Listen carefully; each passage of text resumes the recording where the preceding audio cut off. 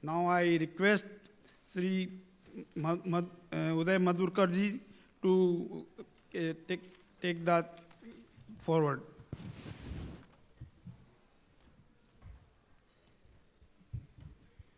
Namaste friends. Bharat Mata ki Jai.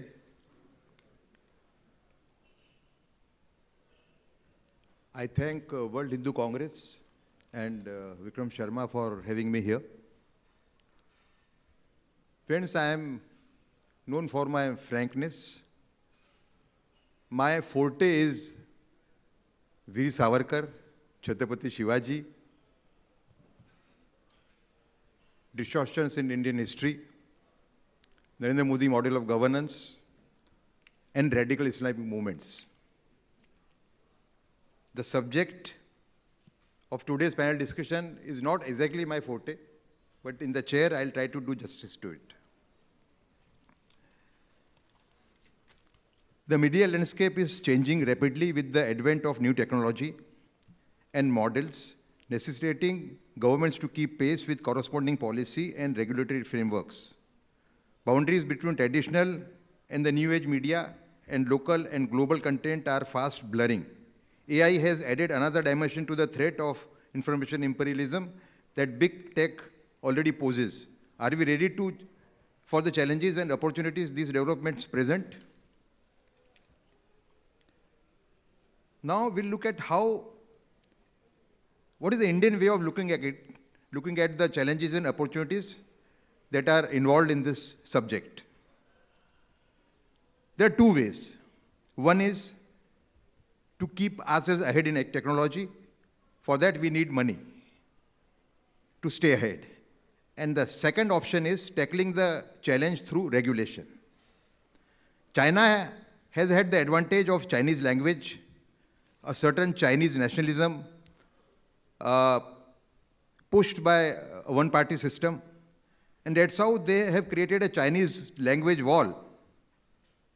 And that's how their Weibo, WeChat, and Baidu are succeeding against Twitter, WhatsApp, and Google.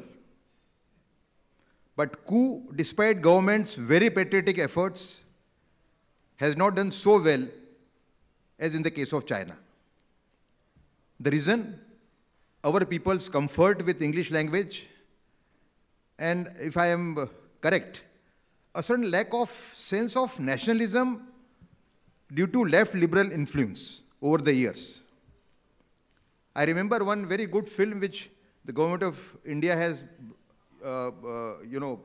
put in circulation, which says that buying Chinese goods is equivalent to supporting the Chinese soldier on the border.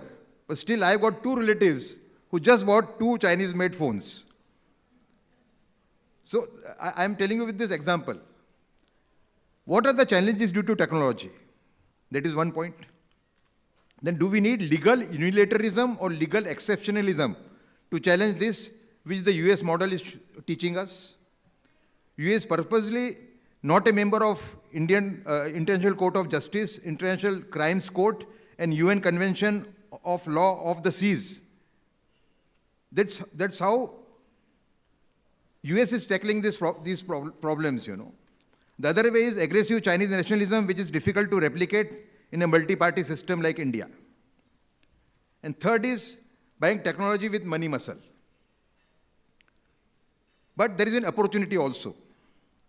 We have got a massive talent pool, which everybody knows about, which is dominating all the developed countries.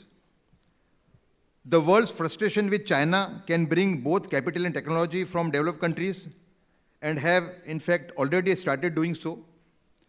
US-India cooperation in artificial intelligence is, in fact, embedded in US fear of the Chinese. US has started closing doors to China, which is India's opportunity.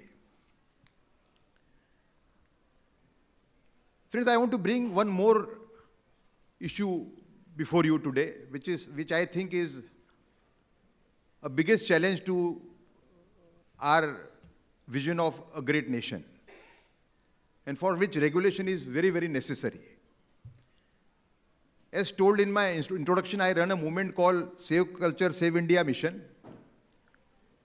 whose job is to expose such filmmakers on OTT, social media, films, and through pornography, who are selling sexually perverted content in the name of entertainment. This is the biggest challenge to the society. This movement I started in December last.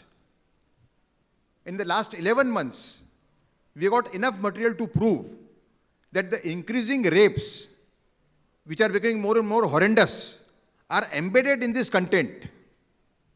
Recently, one principal of a school in Dungarpur in Rajasthan raped 6 girls of his school over a period of 1 year. And when he was arrested, following a complaint made by one of the girls, he said, I used to see all this stuff on the phone and I could not control myself. In 80% of the FIRs, almost 90%, it is mentioned in the statement of the rapist, alleged rapist, that I saw this stuff on the phone and I could not control myself. So this is the biggest challenge to the nation. And I think regulation is very, very necessary. We have started fighting on 2 fronts. One, we are encouraging people who are fighting on this front at individual level. And second, we are fighting for a strong regulation. Self-regulation is not working. And so I have come up with a very, very tough, even harsh solution, but I stick to it. Many people here might not agree, but I think the time has come for India to come up with a law of ethics code for audiovisual films, which will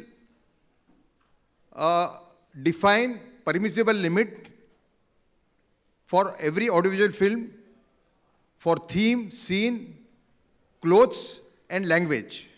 If you are seeing OTT, you can't see a single film. This is a situation. Together with your family. And that law will declare this as anti-national activity. The way America has come very strongly on drug peddling, same way we need to come strongly on this.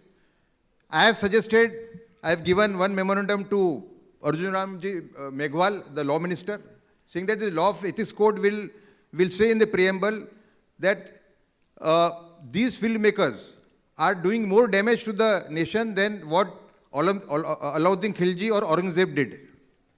And therefore, we need this law. And in this, it should be declared as anti-national activity. Those who are producing it and those who are circulating it. 10 to 20 years of imprisonment, much less than what is prescribed in America for drug peddling. No bail for 3 years. One who is violating this law, certain sections of the law. Third, summary trial in 4 months. And fourth, the onus, the burden of proof should be on the accused. A lot of people think this is very, very harsh, but I think this is how we can save the nation. Otherwise, what will happen? We'll become an economic superpower, we'll become a military superpower, we'll become a scientific superpower, but we'll end up becoming a culturally pauper nation like many countries in the West.